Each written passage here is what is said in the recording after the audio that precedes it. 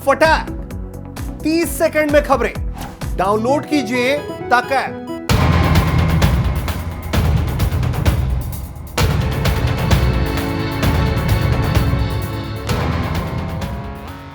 भारतीय सेना की नई जर्सी सामने आई है।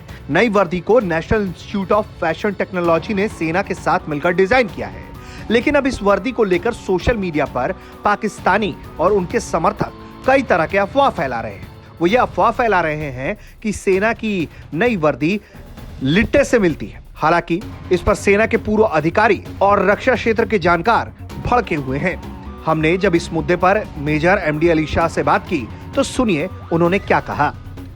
ये कपड़ा एलटीटी की वर्दी से बिल्कुल भी कतई नहीं, दूर दूर तक नहीं मिलता जुलता रहता है ना, मिलता जुलता बिल्कुल भी नहीं है।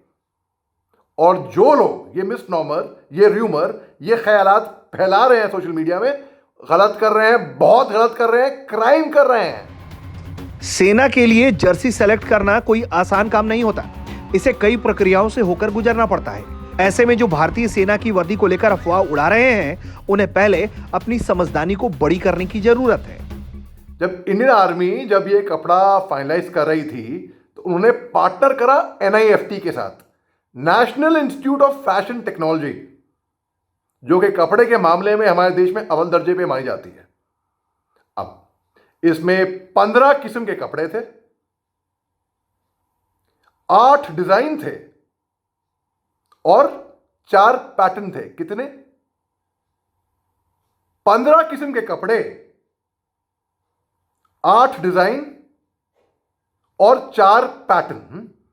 अब उनको जीरो किया, सिलेक्शन हुआ, पूरा बोर्ड बैठा, सिलेक्शन होता है। जब फौज में किसी भी तरह का प्रोक्योरमेंट होता है, जब कुछ खरीदा जाता है, तो ऐसा नहीं है कि आप बाजार में जाके कपड़ा खरीद के आ गए, शादी ब्याह के लिए कपड़े खरीदते हैं वैसे, और अब ना, ऐसा बिल्कुल भी नहीं है, कतई नहीं है। अब उस पर एक वेटिंग होती है, उस पर एक डिफेंस प्रोक्योरमेंट का प्रोसीजर होता है। जैसे कि जब हम इक्विपमेंट परचेज करते हैं, RFI इशू होती है, RFP इशू होती है, टेंडर इशू होता है, उसी तरीके से, ठीक उसी तरीके से इसका भी एक लंबा प्रोसीजर बैठा। अब ये जो वर्दी जो सिलेक्ट हुई है, इसमें बहुत से अप्रूवल्स की जरूरत होती है, और वो हुई भी थी। जैसे कि कमांड से, ट्रूप से अप्रूव होके ये कपड़ा फाइनली सिलेक्ट हुआ। वहीं मेजर एमडी अली शाह ने यह भी बहुत साफ तौर पर समझाया कि एक फौजी के लिए वर्दी के क्या मायने हैं। ऐसे में अगर कोई उस वर्दी के सम्मान के खिलाफ जाएगा तो सेना चुप नहीं बैठेगी। फौजी जो वर्दी होती है ना, उसकी हमारे लिए दिल में क्या इज्जत होती है, मैं आपको बताता हूं। बहुत इज्जत होती है भाई। मैंने कुछ फिल्में करी हैं जिनमें मैंने फौजी की भूमिका निभाई है।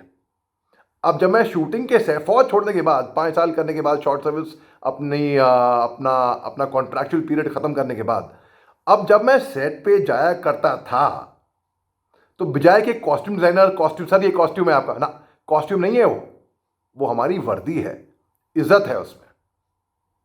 तो मैं अपनी खुद की वर्दी, बूट, बेल्ट, कैप, सब कुछ, FSMO, पूरा इक्विपमेंट अपने साथ लेके पहन के फिर मैं उतरा हूं वो किरदार निभाने के लिए, क्योंकि वर्दी की तौहीन बिल्कुल बर्दाश्त नहीं है भाई। अब जो लोग ये कर रहे हैं, हमें उन्हें रोकना पड़ेगा। ये लोग बिल्कुल भी हमदर्द नहीं है, दोस्त नहीं है। कहीं ना कहीं कोई ना कोई दुश्मन इस बात का फायदा उठाएगा। दोस्तों, हमारा फर्ज बनता है कि आए, इसको फैलाएं, ये मिसनॉमर को दूर करें, लोगों को बताएं। आजादी के बाद ये चौथी बार है जब सेना की वर्दी में बदलाव हुआ है।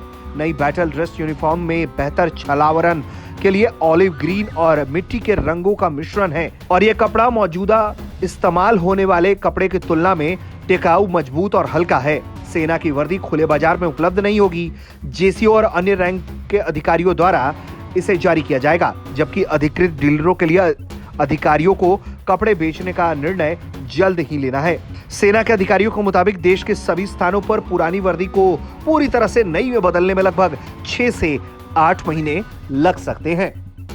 ब्यूरो रिपोर्ट, भारत तक।